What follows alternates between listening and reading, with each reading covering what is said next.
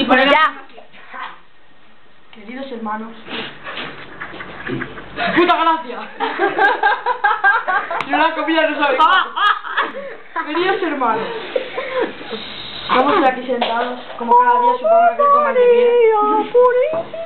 Para bendecir estos alimentos. Que como todos sabéis, el humano nos ha dado.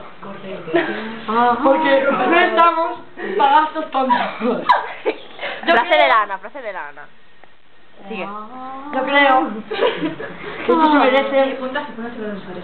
Yo creo que esto se merece. Me voy a poner. Porque si no, no. No sabe igual la comida.